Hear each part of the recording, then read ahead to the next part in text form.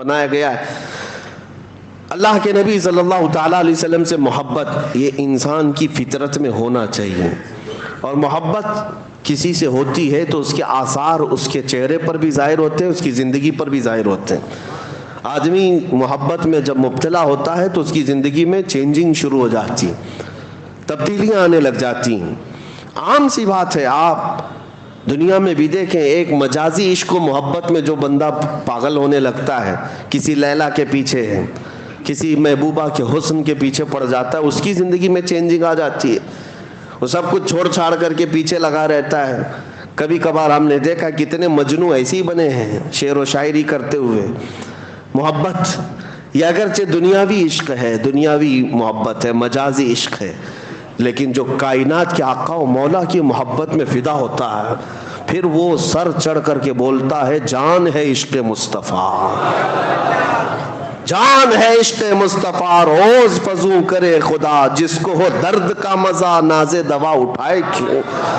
محبت کی ایک بات ہے میرے عزیزوں، جب تمہیں سچی محبت ہو جائے نا، یہ عام سی بات ہے تقریروں میں کہہ لینا یا کسی اور کو کہہ لینا کہ میں ان سے بہت محبت کرتا ہوں، یہ ایک الگ مسئلہ ہے، لیکن ریئل جو ہوتی ہے، جو ایک دم پیور جس کو کہتے ہیں، وہ محبت ہوتی ہے، تو پھر کائنات میں ہر جگہ اسے اپنے محبوب کا ہی حسن نظر آتا ہے، وہ اپنے محبوب کے علاوہ کسی چیز کا تذکرہ پسند بھی نہیں کرتا۔ ہم ایسے عاشقوں میں بریلی کے امام کو دیکھتے ہیں جنہوں نے اپنی زندگی حضور کی محبت میں فنا کر دی۔ ان کا حال تو یہ تھا، جس چیز کو دیکھتے اپنے نبی کو یاد کرتے۔ حضور پاک صلی اللہ تعالیٰ علیہ وسلم کی محبت، رچ بس جانا محبت کی علامات میں آپ کو بتاتا ہوں۔ بندہ جب کسی کا ذکر کرتا ہے تو بار بار اس کا تذکرہ اس کی زبان پر آنے لگتا ہے، بار بار اس کا تذکرہ آنے لگتا ہے۔ میں آپ کے ذہن کو قریب کرنے کے لیے ایک بات کہتا ہوں۔ ایک بندہ مرید بننے کے لیے آیا ایک بزرگ کے پاس، کہا کہ مجھے مرید بنا دیجئے۔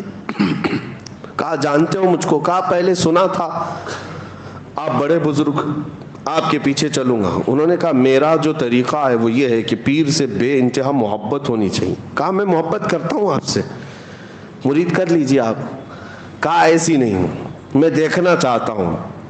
دیکھنے کے لیے انہوں نے ایک طریقہ کیا اپنایا، کہا ایک بھینس خرید کر کے اس کے حوالے کر دیا، کہا یہ بھینس لے جا، اس کو پال۔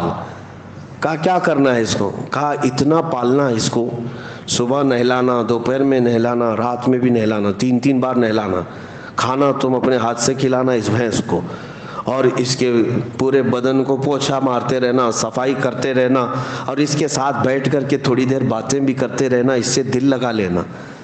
اس نے کہا آپ کا حکم ہے تو کرتا ہوں، ورنہ بھینس سے کیا کیا جائے، جانور ہی ہے نا۔ تو اس نے کہا ٹھیک ہے۔ بزرگ نے کہا 30-40 دن کے بعد آؤ۔ 8 دن کے بعد وہ آیا تو اس سے پوچھا کیا حال ہے؟ کہا ٹھیک ہوں۔ کہا بھینس کا کیا حال ہے؟ کہا وہ بھی ٹھیک ہے۔ پھر انہوں نے سوال کیا دن بھر کیسے گزارتے ہو؟ کہا اچھے سے گزارتا ہوں۔ بھینس؟ وہ بھی اچھی ہے۔ کہا جاؤ 40 دن کے بعد ہم ملتے ہیں۔ 40 دن کے بعد آئے۔ اب آنے کے بعد اس بزرگ نے پوچھا کیا حال ہے؟ کہا میری بھینس کا حال بھی بہت اچھا ہے۔ کہا تیری خیریت پوچھ رہا ہوں، بھینس کی بات کر رہا ہے۔ دن کیسا گزرتا ہے؟ کہا میری بھینس تو بہت اچھی ہے، صبح اٹھتی ہے میرے ساتھ بات کرتی ہے، دوپہر میں نہلاتا ہوں، رات میں اس کے ساتھ بیٹھتا ہوں۔ کہا میں تیری خیریت پوچھ رہا ہوں، بھینس کی بات کر رہا ہے۔ اس کے بعد جتنے سوال وہ کرتے رہے، ہر بات میں بھینس۔ تب اس بزرگ نے فرمایا کہ یہ صرف اور صرف ریہرسل ہے، ایک پریکٹس ہے۔ ایک بندہ اگر جانور کے ساتھ بھی وقت گزارنے لگ جائے تو اس کا دل اس کے ساتھ لگ جاتا ہے، اور اگر تو اللہ کے رسول کے ساتھ دل لگا لے میرے عزیزو، جانور کو تو یہ اختیار نہیں تیرے دل کو قابو میں رکھنے کا، لیکن آمنہ کے لال کو یہ اختیار ہے تیرے دل کو اپنے قبضے میں رکھنے کا۔ حضور پاک صلی اللہ تعالیٰ علیہ وسلم سے محبت بڑھے گی تو کیسے کہ کثرت سے ان کا ذکر ہونے لگ جائے، صبح دوپہر شام ان کی حدیثوں کی بات کرو، حضور کے اخلاق کی بات کرو، نبی پاک صلی اللہ علیہ وسلم کی سنتوں کی بات کرو، آٹومیٹک آپ کو محبت ہوگی۔ اور اگر حدیثیں یاد نہیں ہیں تو کم سے کم حضور پر کثرت سے درود پڑھنا شروع کرو. 1000 بار روزانہ تم درود پڑھو, پھر 40 دن کے بعد مجھ سے ملاقات کرو. میں آپ سے بتاتا ہوں انشاءاللہ یہ وہ کامل وظیفہ جو امام غزالی نے فرمایا میں آپ کے سامنے کہہ رہا ہوں. 40 دن کے بعد تمہاری خود کی کیفیت یہ ہوگی کہ دنیا تمہیں پھیکی لگنے لگے گی, اور ہر رات تم یہ کہہ کر کے سو گے میرے آقا آؤ کہ مدت ہوئی ہے, میرے آقا آؤ کہ مدت ہوئی ہے. تیری رہ میں آنکھیاں بچھاتے بچھاتے, تیری یادوں میں تیری حسرتوں میں بڑے دن ہو گئے ہیں گھر کو سجاتے سجاتے. یہ کب ہوگی؟ جب کثرت سے تم حضور کو یاد کرو. اعلیٰ حضرت کو ہم نے دیکھا, فنا پھر رسول یوں ہی نہیں کہتے. کوئی صاحب آئے اعلیٰ حضرت کے پاس, ایک گلاب تحفے میں لے کر آئے. کہا کہ حضور یہ بہت اچھا گلاب ہے, قبول فرما لے. دیکھا, اس کے بعد کہتے یہ تو صبح کھلتا ہے شام میں مرجھا جاتا ہے. میں اس گلاب سے محبت کرتا ہوں جو کبھی نہیں مرجھاتا, جو کبھی نہیں مرجھاتا. لوگ پھول کی تعریف کر رہے تھے, اعلیٰ حضرت سے خاموشی گوارا نہ ہوئی, پھول کو دیکھتے رہے اور پھر نعت بھی لکھتے رہے. کیا؟ سر تاب قدم ہے تن سلطان زمن پھول, لب پھول دہن پھول زکن پھول بدن پھول. حضور کے ہر عضو کو پھول سے تشبیہ دینے لگ گئے. لب پھول دہن پھول زکن پھول بدن پھول. واللہ جو مل جائے میرے گل کا پسینہ, مانگے نہ کبھی عطر نہ پھر چاہے دلہن پھول. کیا بات رضا اس چمنستان کرم کی, زہرا ہے کلی جس میں حسین و حسن پھول. اب اعلیٰ حضرت کو اٹھا کر دیکھیں, پوری نعت پھول پر لکھی ہے لیکن گلاب پر نہیں, مدینے کے گلاب پر لکھی ہوئی. محبت اس کو کہتے ہیں کہ جب اپنے محبوب کا تذکرہ ہو تو دنیا میں کسی بھی شے کا تذکرہ ہو لیکن یاد اپنے محبوب کی آ جائے, یاد اپنے محبوب کی آ جائے. میں نے دیکھا ہے اعلیٰ حضرت کو میں اس لیے زیادہ ذکر کرتا ہوں کہ ان کے کلام پڑھنے کے بعد حضور سے محبت میں اضافہ ہوتا ہی ہے, عشق میں اضافہ ہوتا ہے. اپنا پریکٹیکل تو ہم بتاتے ہیں, باقی دوسروں کا معلوم نہیں. نبی پاک صلی اللہ تعالیٰ علیہ وسلم کے دربار میں قریب ہونے کا جو شوق بڑھتا ہے وہ اعلیٰ حضرت کے کلاموں سے بڑھتا ہے.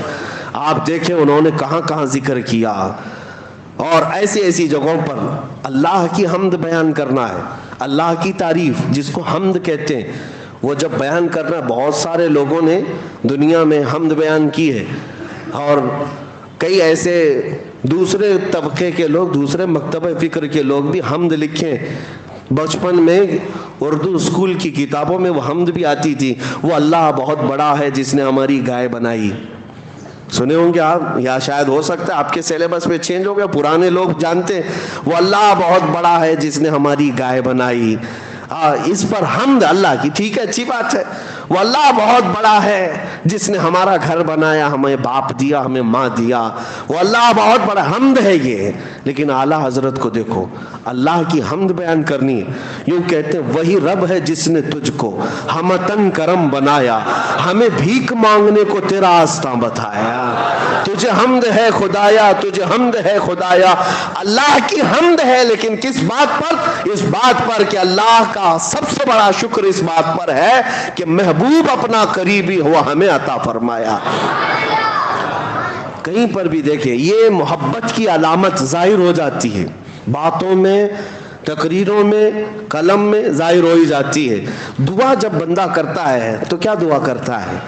دعا میں اپنے کیا کیا عزیز و اقارب کے لیے مانگتا ہے, رشتوں کے لیے مانگتا ہے, اپنی دنیا کے لیے مانگتا ہے. دعائیں یہی ہوتی ہیں. اعلیٰ حضرت کی دعائیں پڑھو. اعلیٰ حضرت دعائیں کیا کرتے تھے؟ اللہ اکبر. وہ بھی مناجات آپ نے سنے ہوں گے, مشہور دعا اعلیٰ حضرت کی, یا الہی ہر جگہ تیری عطا کا ساتھ ہو. یہ ہے نا, پڑھتے بھی ہوں گے. یہ مناجات ہے, یہ دعا ہے, اللہ کی بارگاہ میں مانگی ہوئی دعا ہے. لیکن میں اس کی آج خصوصیت بتاتا ہوں آپ کو, اس دعا کی, اس مناجات کی. پوری دعا اٹھا لینا آپ, جتنے اشعار ہیں اس کے اندر. پہلے مصرے میں اللہ سے طلب, اللہ سے مانگ رہے ہیں, اور دوسرا مصرع جو بھی آئے گا اس میں, اس حمد میں, وہ صرف اور صرف رسول اللہ کو مانگا گیا ہے. हुजूर के तज़किरे के अलावा कुछ भी नहीं मांगा आला हजरत ने। अब मैं पढ़ के सुनाता हूँ, देखो आप क्या मांगते हैं दुआ में भी। या इलाही हर जगह तेरी अता का साथ हो, जब पड़े मुश्किल शहे मुश्किल कुशा का साथ हो। दुनिया में कुछ नहीं मांगा, जब मुश्किल आए तो ऐ अल्लाह मुश्किल कुशा रसूल का साथ हो। और फिर आखिरी वक्त आए, या इलाही जब जुबानें बाहर आए प्यास से, ये क़यामत का मंजर है। या इलाही जब जुबानें बाहर आए प्यास से, क्या होना चाहिए? फिर कहते हैं साहिबे कौसर शहे जूदो सखा का साथ हो, रसूल का साथ। या इलाही गर्मी महशर से जब भड़के बदन, दामने महबूब की ठंडी हवा का साथ हो। हर दुआ में देखो रसूल का तज़किरा। और फिर नज़ा का वक्त आए तो क्या होना चाहिए? या इलाही भूल जाऊं नज़ा की तकलीफ को। कैसे? अल्लाह किसी फरिश्ते को भेज देना, तकलीफ आसान कर देना नहीं, कैसे तकलीफ दूर हो? या इलाही भूल जाऊं नज़ा की तकलीफ को, शादिये दीदार हुस्न मुस्तफ़ा का साथ। हुस्न मुस्तफ़ा मेरे सामने आ जाए और मैं नज़ा की तकलीफ भूल जाऊं।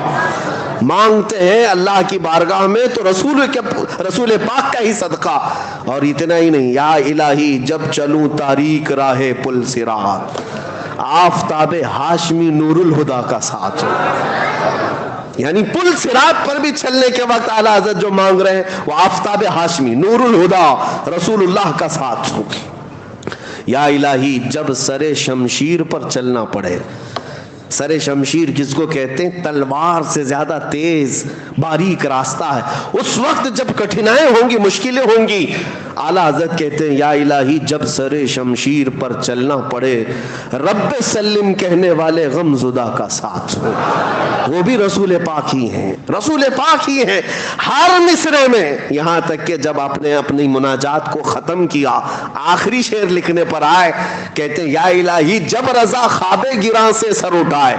ख्वाबे गिरां किसको कहते हैं? लंबी नींद सोकर, मौत की नींद को ख्वाबे गिरां कहते हैं। जब रज़ा लंबी नींद सोकर अपनी कब्र से उठने वाला हो, दुआ तो यही होना चाहिए कि मौला मेरी नमाजें सब साथ रहे, हज भी साथ रहे, ज़कात भी साथ हो, मेरी तसनीफी काम भी सब साथ में रहे मेरे, ताकि मेरे अमाल में भारी हो जाए पल्ले में। आला हजरत की दुआ ये नहीं है कि मेरे सारे अमाल साथ रहे। कहते या इलाही जब रज़ा ख्वाबे गिरां से सर उठाए, दौलत बेदार इश्क मुस्तफ़ा का साथ। अगर कुछ रहे हमारे पास उस वक्त मौला इश्क मुस्तफ़ा साथ हो। यानी हर जगह जब रसूल का तज़किरा आए तो ये मोहब्बत की अलामत समझो। मोहब्बत सिर्फ और सिर्फ एक दूसरे को कह लेने से नहीं होती, उसकी जिंदगी में ये चीजें नजर आने लगती, उसकी एक्टिविटीज में ये चीजें नजर आने लगती हैं। बैठते उठते वो मेरे मुस्तफ़ा को याद करता है, उनकी अदाओं पर अमल करने लग जाता है। और जब रसूल पाक सल्लल्लाहु अलैहि वसल्लम की मोहब्बत दिल में रच बस जाए, हाल तो ये होता है कि उसे हर चीज में जलवा महबूब ही नजर आता है।